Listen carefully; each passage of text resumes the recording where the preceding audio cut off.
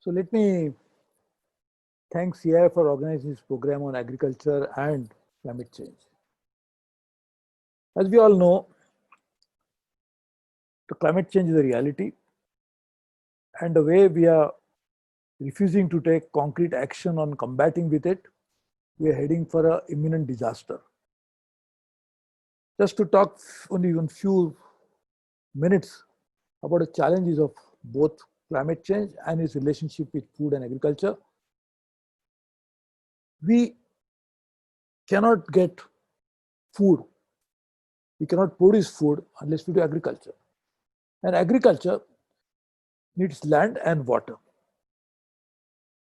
And land and water both are going to be under threat because of climate change.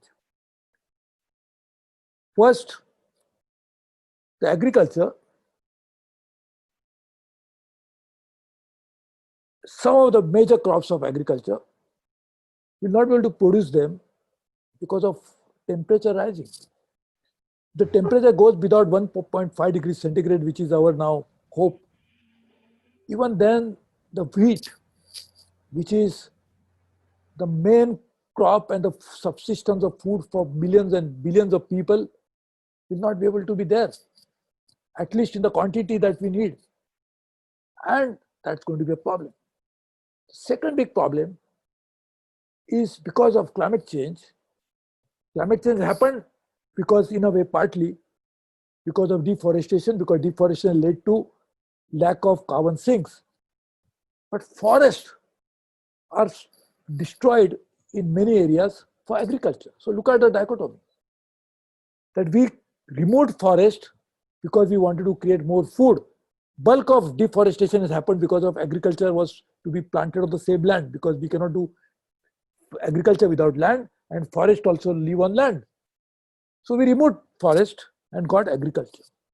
But by removing them, we have destroyed biodiversity, which is so critical for even agriculture. The agro biodiversity is so important for sustenance of agriculture over a long period of time. And again, the pollination that happens, it happens because of forest. And pollination is responsible for at least the bulk of the 87 major food crops in the world happen because of pollination. 35, and they account for 35% of the world food volumes. So just imagine, by destroying forest, we created agricultural land, and agriculture cannot be carried out without pollination. Bulk of pollination happens because of the relationship between forest and biodiversity. So this is going to be a major problem. In the next 30 years, we need to feed probably 9 to 10 billion people. And that is going to be a major challenge with decline forest, and it therefore is relationship between pollination and other things is going to be a major problem, as well as agro biodiversity. Other problem is water. Just imagine that can you do agriculture without water? We cannot do without land, obviously, but we cannot do without water either. And then water is going to be under severe stress. The extreme weather conditions will probably bring more water in a short possible time, which is going to cause floods. And droughts will also happen as a result of climatic changes, which will again cause huge damage to agriculture and therefore food security. So climate change is a double whammy. While we need more water because of temperature going up, but because of climate change, the water availability itself is going to be under stress, and that is going to be a great problem. So that again is going to be a major challenge for food. Other issue is because of this extreme weather. The very key component of agriculture in many countries, including most of the developing countries, is their reliance on animals. And that's going to be another problem that is going to happen as a result of that. We'll see the major decline into the livestock population as well, and which again is going to create a huge problem for the people. So changing season is another problem for water availability, and increasing temperature is going to be a problem. So therefore, you can imagine that agriculture is going to be the biggest casualty as a result of this. Now, as I was talking about forestry, can you imagine in last 5,000 years, we have lost almost 1.8 billion hectares of forest, which is equivalent to almost half of forest what we have outstanding. But just imagine, in 1990 2015, last 25 years, we have lost 129 million hectares of forest. And the way we are losing forest, we are really going to have a big problem.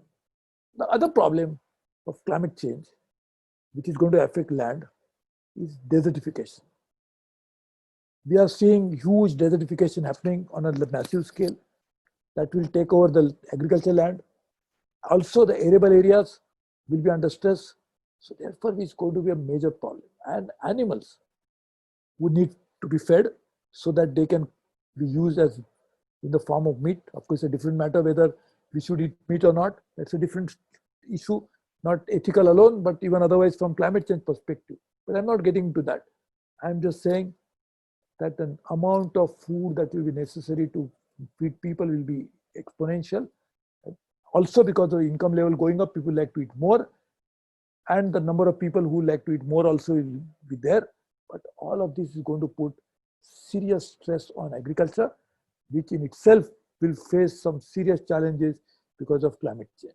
So climate change, food and agriculture are linked to one another and going to have a major issues with this. So what is the best way? Let's address climate change. Let's reduce the temperature rising. Let's have mitigation measures. But in agriculture, we also need adaptation measures. Let us create proper system whereby we develop climate-proof agriculture practices. Try to create more storages for water as well as food. Let's make people work in such a way that we should not deforest it and also should not cause desertification as a consequence of that. Let us work on all this. And one of the most important issues I must mention, which we normally don't take into consideration, is the issue of soil security. The agriculture happens, the fertility of land comes because of soil. And the climate change, and as I said, because of desertification as well as the seasonal changes, more water flowing in will take away the topsoil away, which again is going to have serious repercussions on the future food security of the world. So this is a major issue. I hope we address it together. I'm very happy that CI has kept this program. And I know it's a very limited time for me to speak, but there is also limited time available to us to combat with climate change. So let us use this limited time. I stop here, but let's not stop action on working on climate change. Thank you very much. God bless you.